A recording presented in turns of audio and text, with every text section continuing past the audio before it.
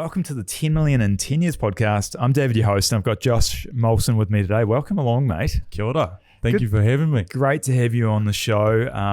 We've met each other originally through Upstream, wasn't it? That's correct. Yeah. I think I'd seen some of your posts floating around, and then through Upstream, I saw you there. So there's that guy. It's David. Power of content, right? Yeah. 10 million in 10 years. That's it. You're no stranger to putting out content on the internet, are you? I would say that I'm not a stranger at putting out content. That's probably for sure. Hey, look, I think that we're in an environment these days where being online, social media, a presence out there is super important.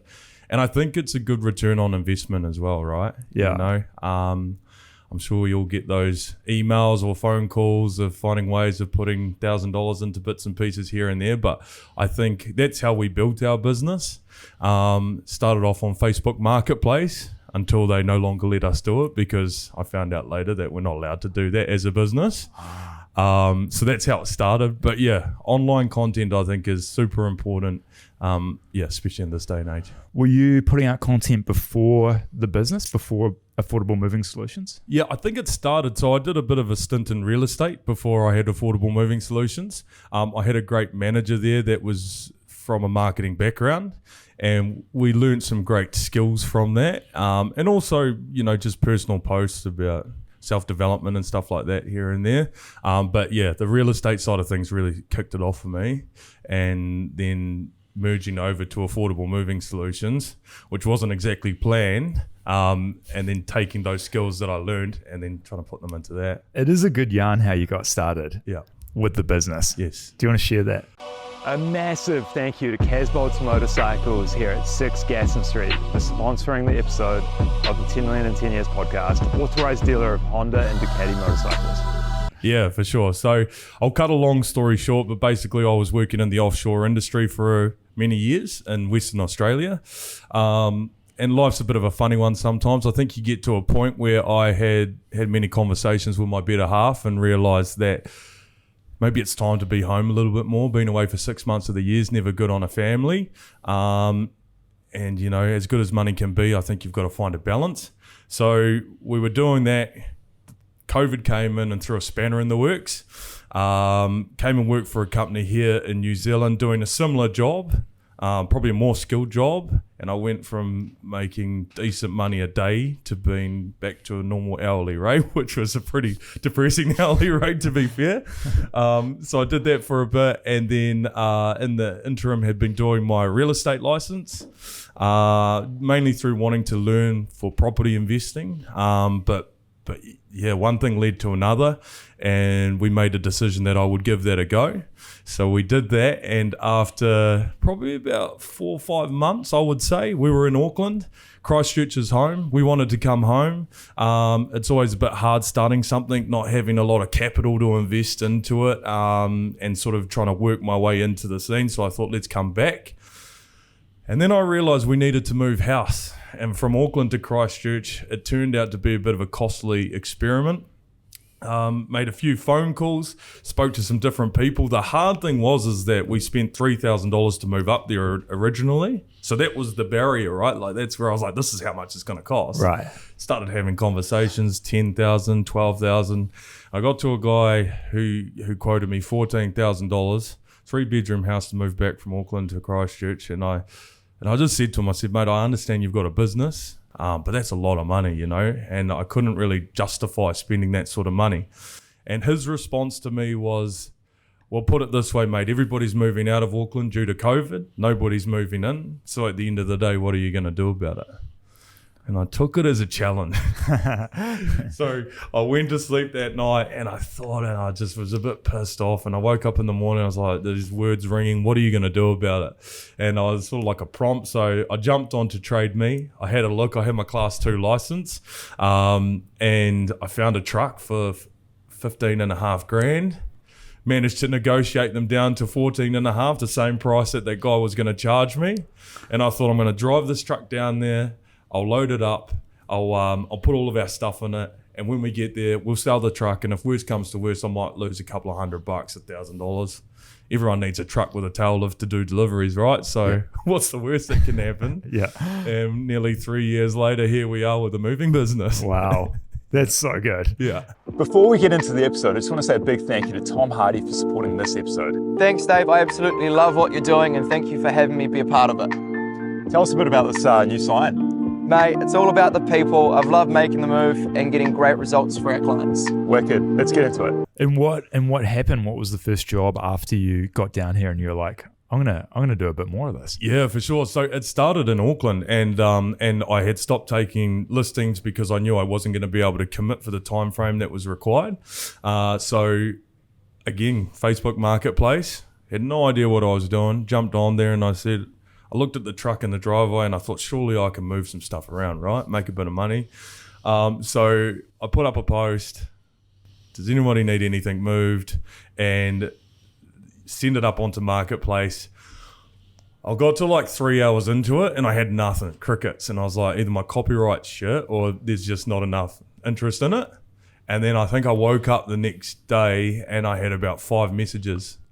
And it was like, hey, what's your prices? And I was thinking, I've got no idea what my prices are.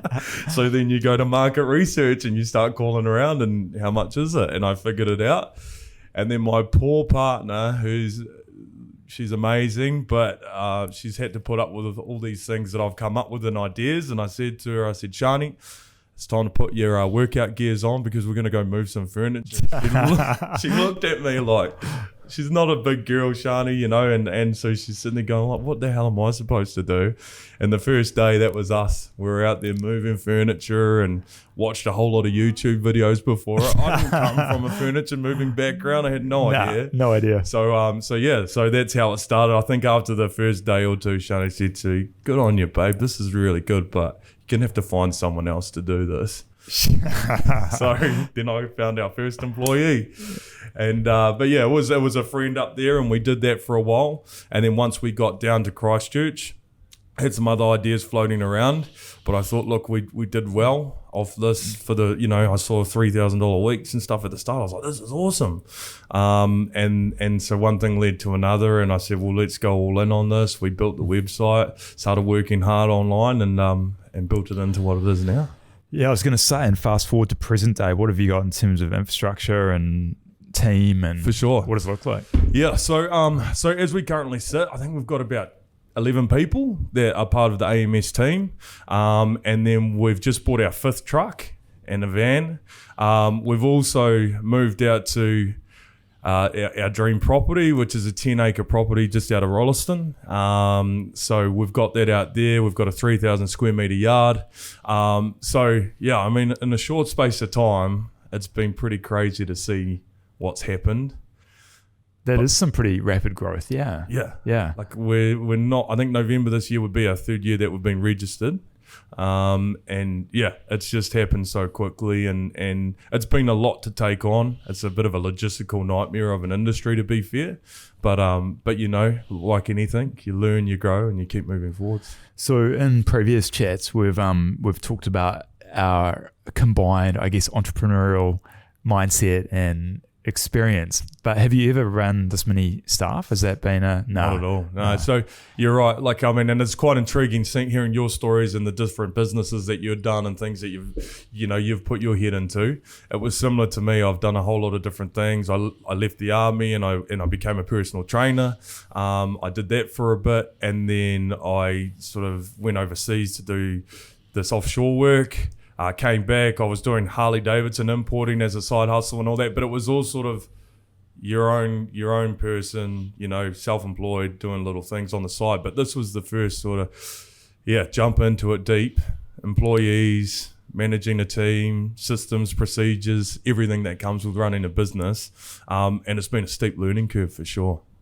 What's been the hardest part, if you were to summarize? Does one thing stick out, or what's the one? I think the biggest thing, and look, I think it's a big thing for a lot of people, would be staff.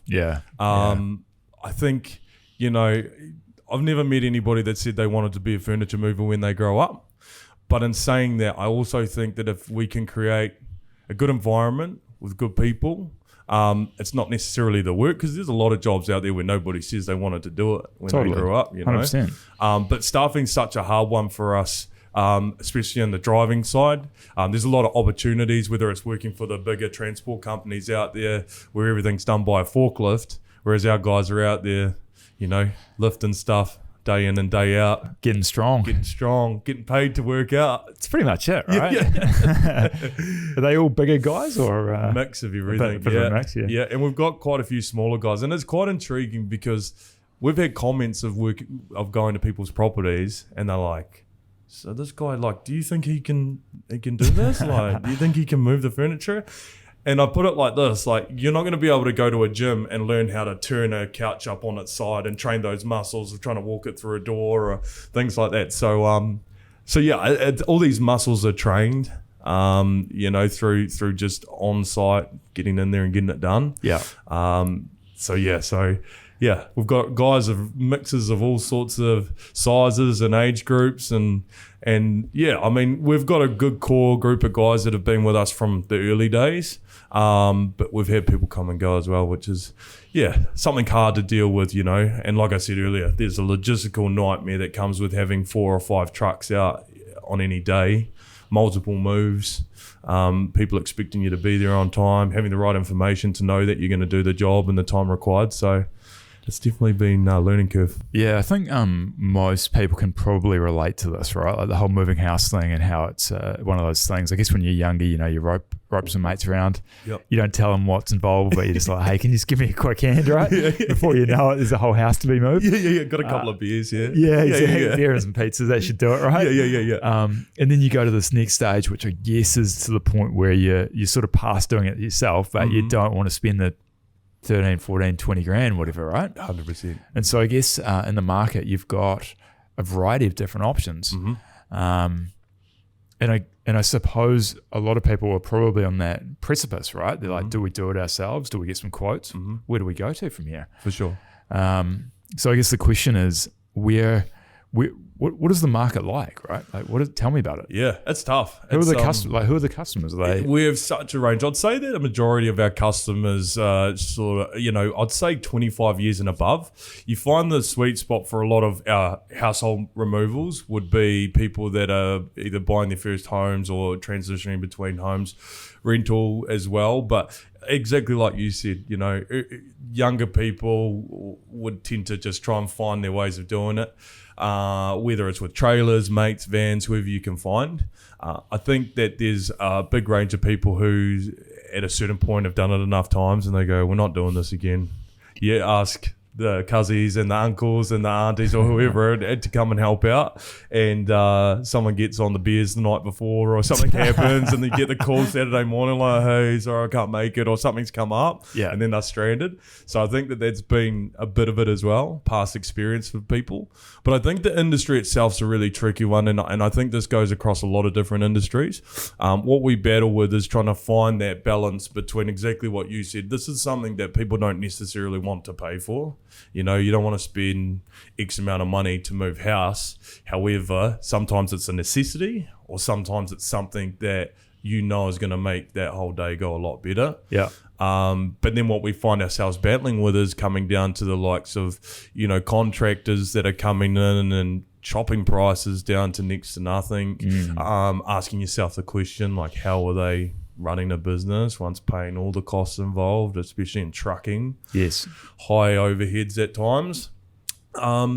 But I think, I've learned from a lot of people who have got a lot more experience than I, and it comes down to that thing where, unfortunately, a lot of the time you've got to put up with it. You've got to stick to who you are, know the quality of service that you're providing, and stick to your guns, and sometimes not getting into a bidding war and trying to run for the lowest prices. And totally works. 100%, man. Yeah. And I think like putting out content and building a brand around what you do and how you do it, I think that allows you to not need to discount to the absolute lowest level possible, right? For sure. There's always someone cheaper. Always. And you don't really want to be that guy. You don't want to be that guy at all. Right? No. I had someone on here recently that has a solar electrical business, right? And it was really interesting because like I don't have solar personally, but it's a curiosity of mine.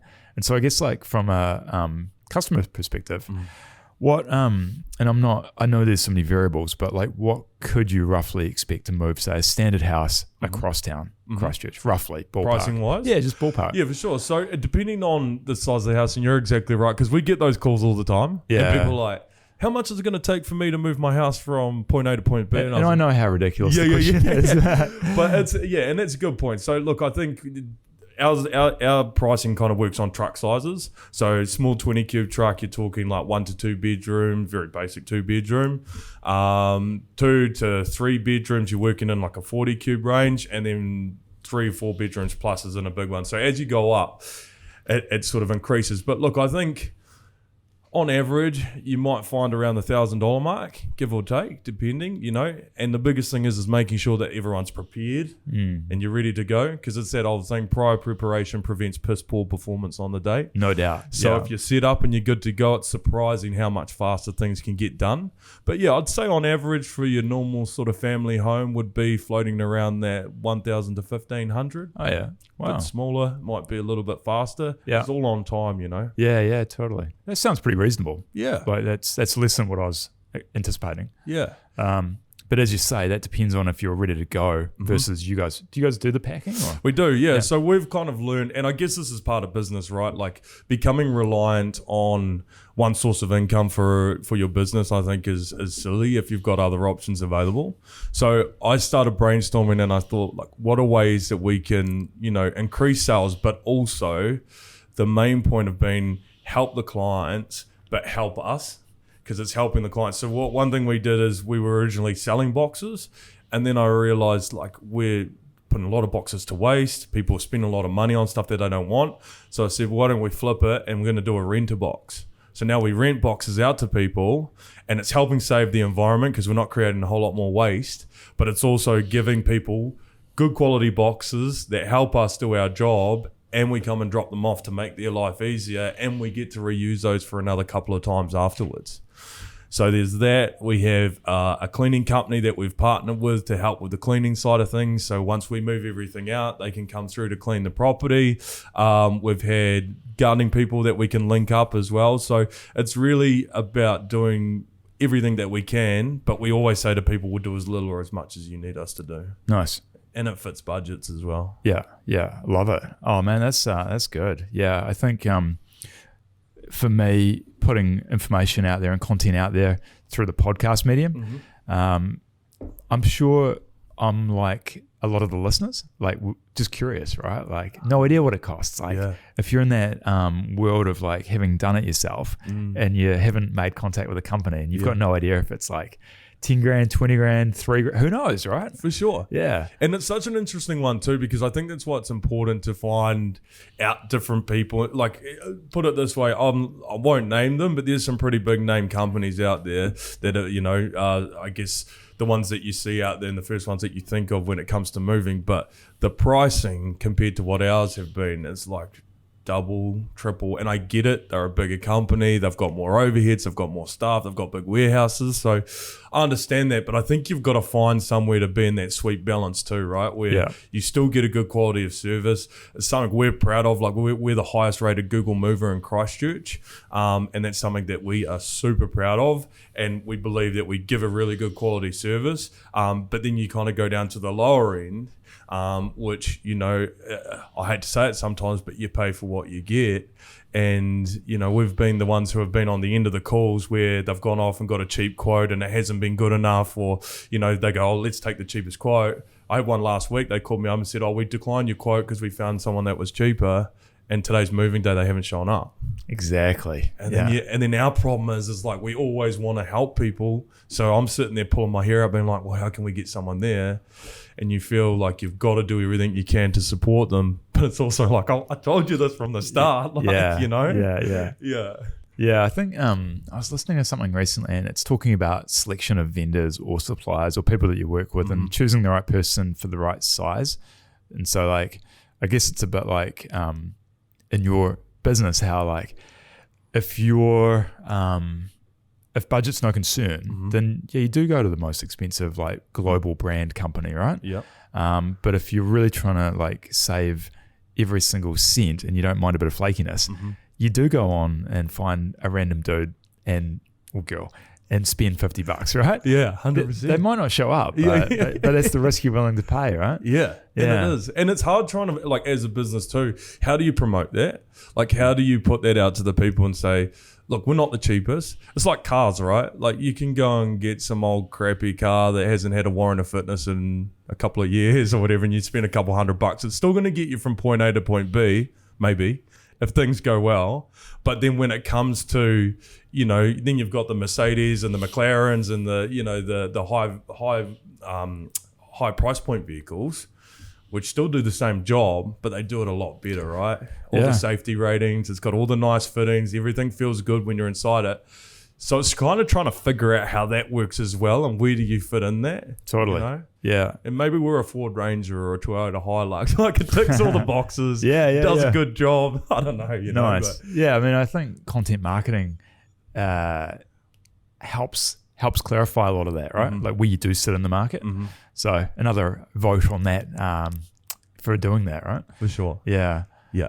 And I think that it is an important thing. That's why we try to be so present online. I think it's a way of us being at the top 2 inches of everybody's heads. You want to be the first one that people think of when it comes to moving. And look, even if we don't get the clients or we don't get the move, at least if we've helped out, whether it's through our moving tips or whether it's through information. And I always say it to people too, like, even if you just want to call us just to get some ideas or some thoughts around how to do things, and whether you use us or not, I guess, we just want to help people. So good. I love that mindset. And I think, if you look at the market, there's probably not that many moving companies putting out content and being as active as you guys are online. So yeah.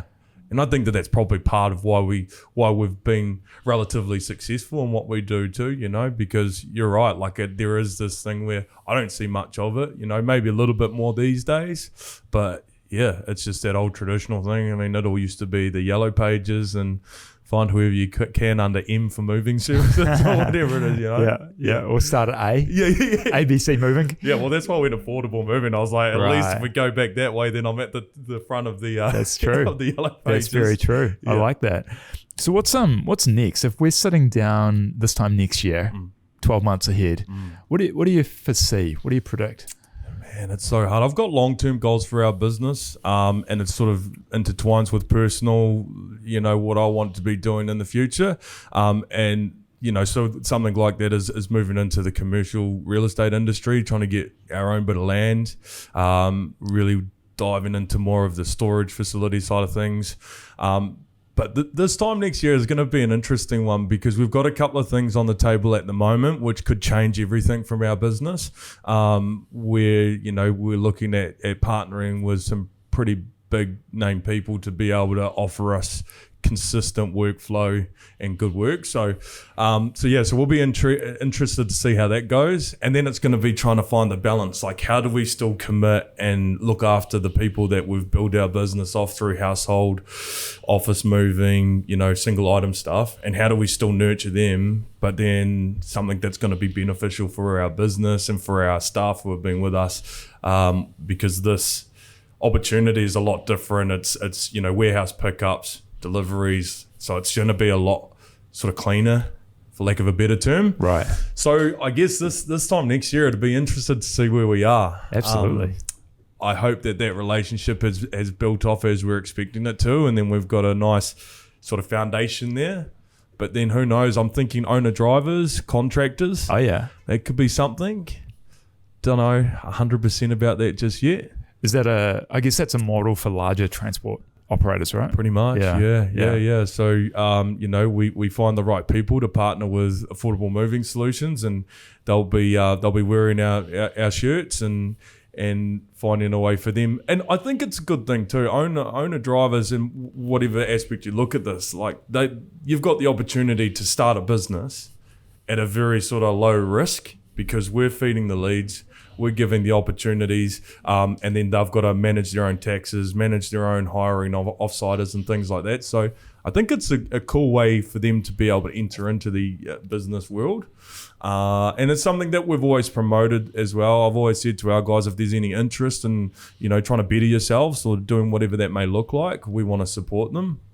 I think at this stage, next year, I want us to be on the way to completing our bigger goals, but hopefully have some owner drivers running under the business and really nurturing those relationships that we have now. Love that. Do you do much outside of Christchurch? Yeah, so we do. Yeah, so we basically specialise. We say we do within the South Island, and then we've got contractors that are doing stuff for us up in the North Island. It gets a little bit complicated when you have to cross that pond. So yeah, we work in to try and ensure that there's enough volume to be able to work with contractors in the North Island. Any or much stuff back up to Auckland, just like your origin story? Yeah. No, there's not too. No, not too much. Actually, it's interesting. Yeah, you get a mix, but I find what a lot of it is mainly partial loads. You know, like maybe there's been a lounge suite that's been bought somewhere or bits and pieces. But yeah, not too much in the full house move side of things. But don't get me wrong, still get quite a few inquiries. Do you reckon you probably would have to quote around that 14K mark, ironically enough? It's interesting now when you ask that question, eh? And I think when I still look back at it, for the volume of what we were doing, we wouldn't be in that same ballpark.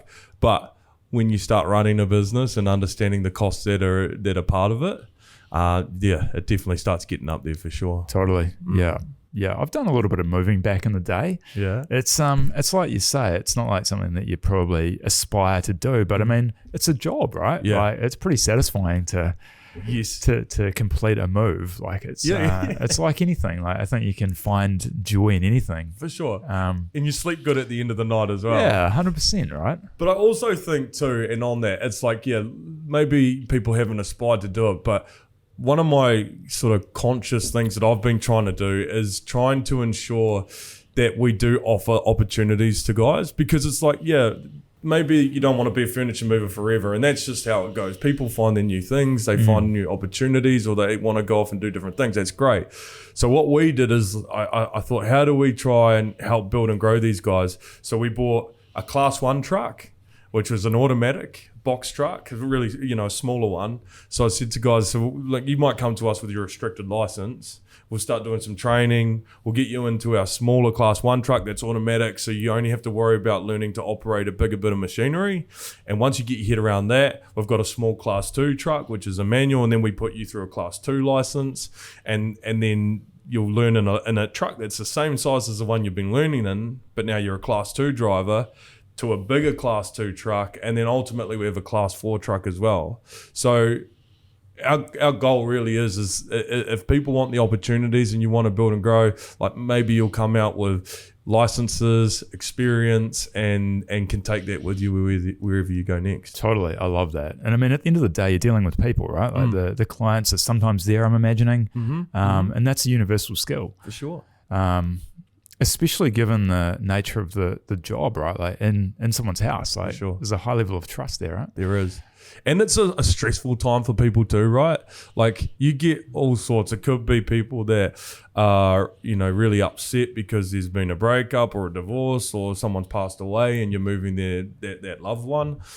We've had ones where we've had to have police there because there's been, domestic violence or something like that. Wow. To the complete other end of the scale, where people have bought their dream home that they've been trying to chase forever, or, so it's just this wide range of things. And you're exactly right too. You need to have an awareness that you're inside people's homes and you're moving their most prized possessions half of the time.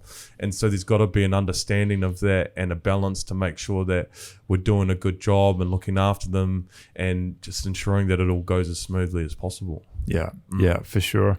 We touched on Upstream a little bit at the beginning. Yes. How did you initially get involved in Upstream? So my Upstream connection came from Anna, who does a lot of help with our online marketing, our website design. So Anna's been an awesome part of our wider whānau for our business, and I think over time she just kind of got to know who I was and my personality, and I think my goal has always been to try and support people wherever you can. And so she introduced me to Mitch at Upstream and said, look, this is what we're doing. They're a local community charity that's really trying to aim to support the charities that don't get the funding that others do, and their focus is with youth. And I think from my personal experience, I had a crossroads where I could have gone one way or another way. And I kicked myself up the arse and sent myself to the army to avoid going down that path.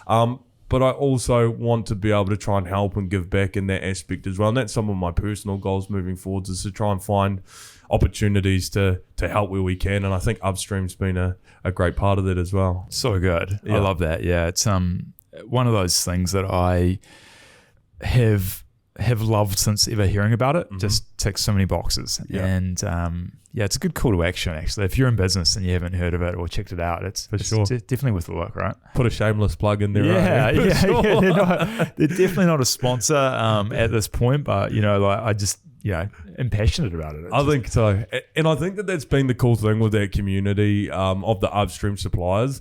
It's sort of interesting because it's similar to like a B&I group in a certain way of bringing suppliers together to try and help each other with business. But with Upstream, what we do is everyone makes a determination on how much of an invoice, if it's come through the Upstream network, how much you will contribute. And so you get the choice to make that contribution, and however much that is.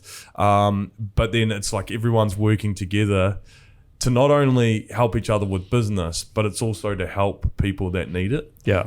And that's so fulfilling. Yeah. There's not many instances where you get that triple win, right? No, not at all. And so that's what I like about it. Yeah. Just a real circular experience. For sure. So yeah, big fan. Yeah, I'm a big fan too. And we're really proud of some of the relationships we've got through them as well. And yeah, hats off to Mitch. I love his story as well, and he's just so interesting. He was a counsellor that just wanted to help, and now he's running this business that's just building and growing day by day. He must be about due for a reunion episode, actually, because that's what I like to do with this, is like people that I enjoy having conversations with, getting them back in a year after. Yes. A, to see how the predictions went, and B, just to make some new predictions for the following year, right? Yeah. And so I think that's the joy of having this multi-season podcast, being able to do reunion episodes. And it's good too. Yeah, I think that it's great to be able to check up on people, and it's accountability, isn't it, as well? And it is a form of it. Yeah. You said that to me earlier on. You're like, okay, we're going to catch up in a year. And I was like, sweet. Well, whatever the plan is, that gives you a little bit of a reason to make sure you're still moving forward towards that goal. That's it. Yeah. I had someone on here recently that made some pretty outlandish goals, so that'll be an interesting one. It's funny because he's not a coaching client, but whenever I see him around the gym, I always sort of bring it up. I'm like, how's those podcast goals going? So you've got the ultimate form of accountability because you're seeing him at the gym all the time, and it's like that reminder. That's it. Every time David walks in, it's like, I know, it's like episode 112. Yeah, I know, it's coming up. It's coming back around. But it's important to have those too, right? Sometimes you've got to shoot for the stars and, maybe go for Mars instead or whatever it is, so that, if you come short, then you come short. I'm a huge advocate for that. I never used to be a fan of making crazy goals that didn't really have a path to get there. But now I'm a believer in just going big. I just have seen it firsthand with a few different people I know that have set these big goals over a 12-month period, and maybe not got there, but reached 80-90% of it. And it's like, holy moly, that's insane. And was that a big sort of turning point for the 10 million in 10 years? Do you think that was do you think that was outlandish, or do you think? I think it was moderately big, but also comfortable in a way. Like if it was 100 million, I think it would be quite different. But and that's actually one of my concerns, is that I have undersold myself. Yeah, it's not to say I can't get there sooner, but I wonder if it is fixating on a certain number that might not be the right number. Yeah, because I was intrigued to know that too. When you said that, I was like, I wonder if you felt that you'd gone outlandish on that, or if you thought it was like an achievable goal. Yeah, it's funny who you talk to, like there are definitely people that feel that it's a massive number, but then there's ones that are like, no, that's like not easy, but that's like easily doable. Yeah.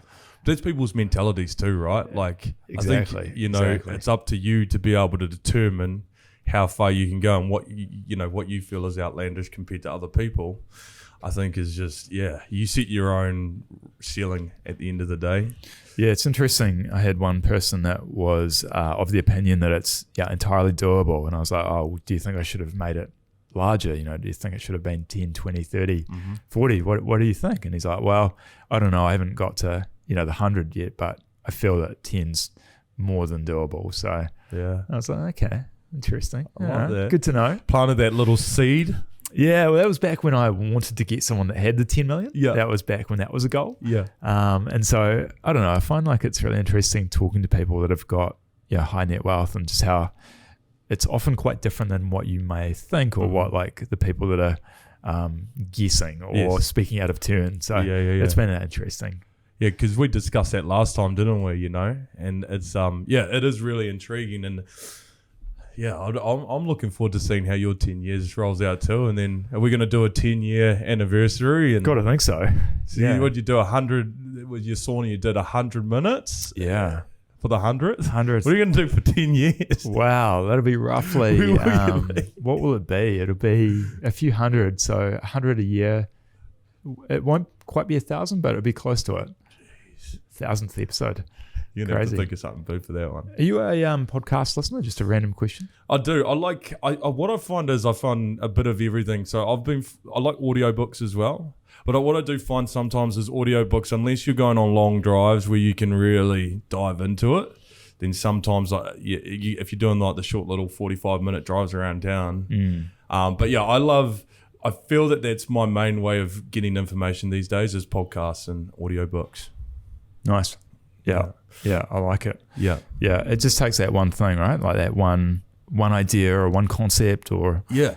And I think like one that I've really fallen into lately is Dave Ramsey, and he's like an American guy. And I started seeing him on YouTube, and he was like he owns a finance business. He's got multiple things going on, but it's like a talkback radio show, and people are calling up and like, I'm $100,000 in debt. Like, I don't know what to do with my life. And then he tries to like guide them through it. And I kind of found it a bit interesting at times. I didn't pay much attention, but then somehow I guess the algorithms of online and however they work started feeding me stuff. And then I found out that he does like an entree leadership one. Oh yeah. Which is more to do with leadership and business owners. And I found that to be a really good one that I've been sinking into lately, because it is like a talkback radio show, but it's like people in business calling up with their problems and things that are going on, all positive things. Yeah.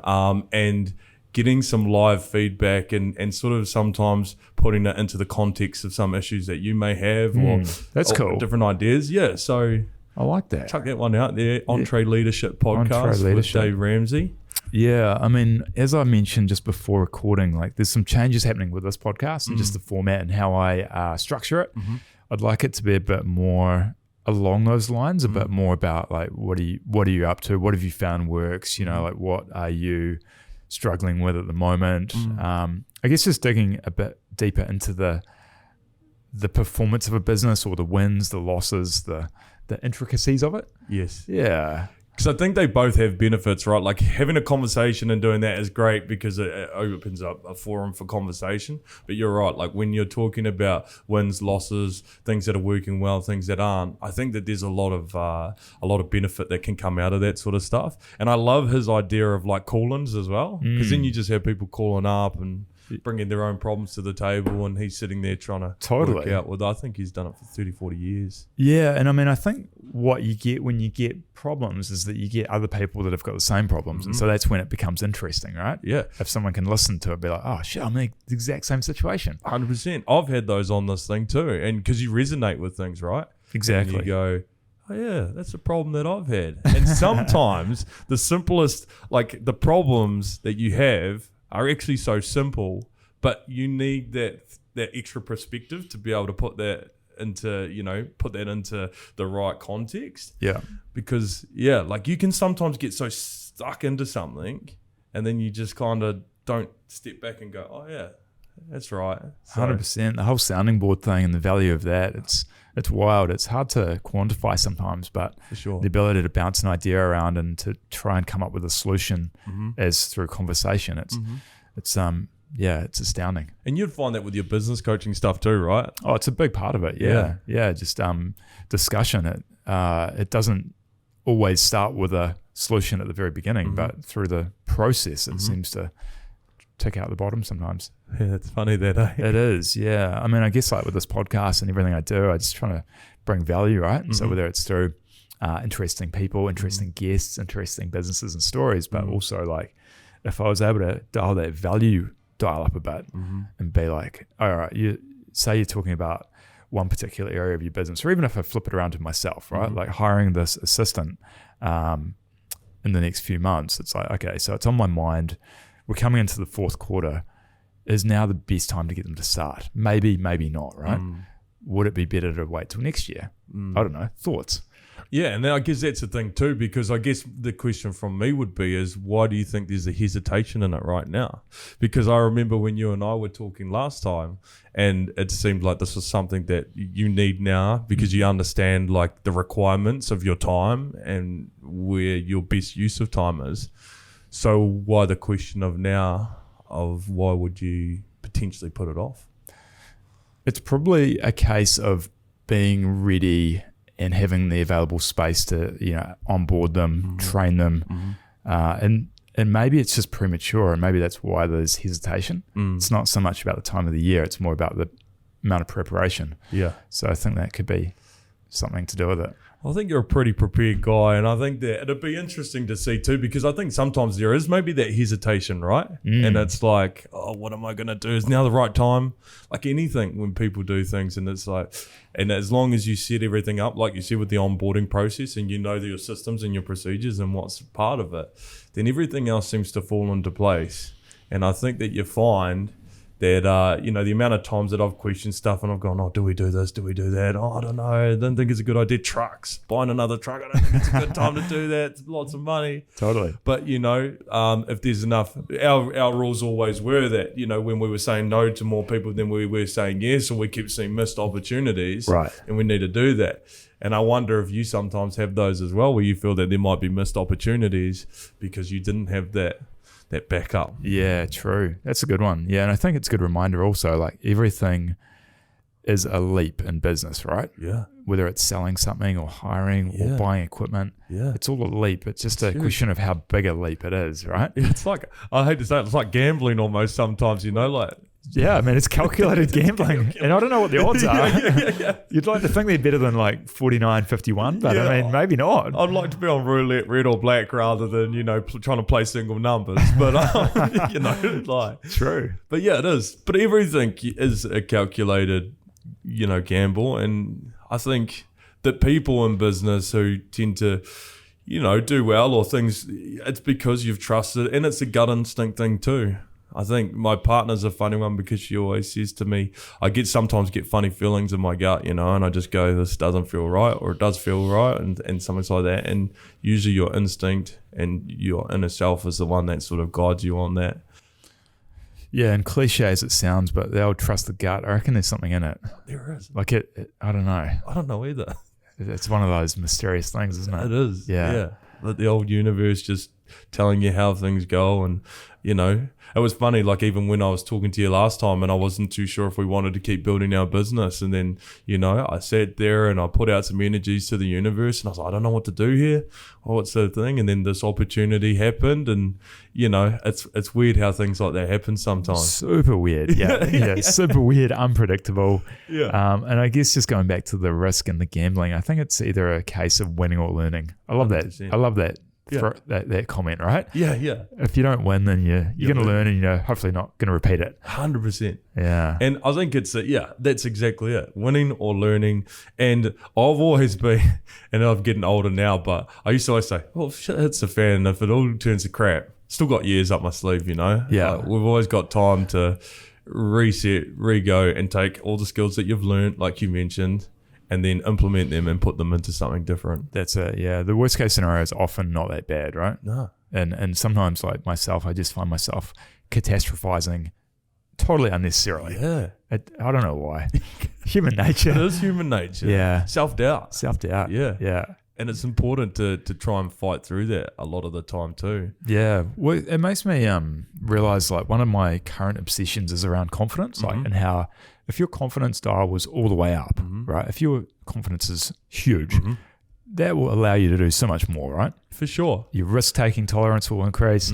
Your ability to stop analyzing and take more action. For sure. And so I think, I don't know where I'm going with this, but that's been like a real key attribute and something that I've been measuring lately. Yeah. Is like average confidence levels over a week. Yeah. And along with other metrics, like we're talking about running and training and that, just how they all sort of interrelate, right? Yeah. Yeah. So on that, how do you measure your confidence? It's just I don't have a quantifiable way at the moment. It's more just a a number out of 10. And so I use like the range thing. So like 0 would be, you know, I'm in the fetal position on the floor, like crying. Just crying. Pull yourself together. Exactly. That's a 0. Yeah, and a 10 is like, you're just 10 foot tall, bulletproof. Like you're just busting through doors, selling stuff, talking to people, anybody. Yeah. Down at the mall, just having interactions. Totally. You're running into people. Yeah.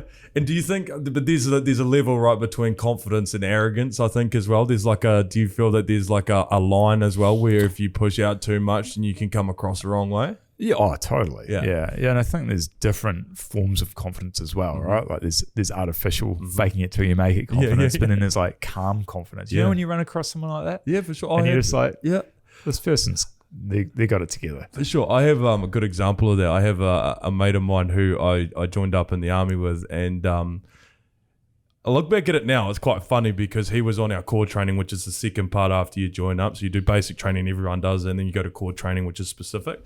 And he came in from another unit, and that confidence that you're talking about, he's the nicest guy, super friendly, but, you know, confident as well. And he knew how to hold himself. He knew how to put himself across. Later found out the reason he was on that core training was because he was training to go to the SAS and served a pretty long career in there and doing well. And so, you know, but as soon as you said that, that's what I kind of got from him. It was like this confidence and just, it's hard to explain it sometimes, but yeah, you've got to have that level of, I think you're exactly right. Having confidence, knowing that you are who you are and you're on the right pathway and assertive of yourself and everything like that, because it's important. I think it's important for business relationships, personal relationships, and everything else in between. Agreed. Yeah, and I think you can get it from a few different sources, you know, whether it's through exercise, whether it's through like proof, you know, like doing what you say you're going to do over and over again.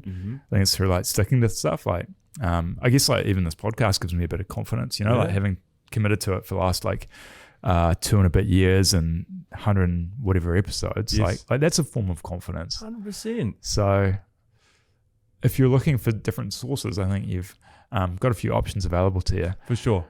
I would agree with that. And I think you're right. Exercise is a huge one for people.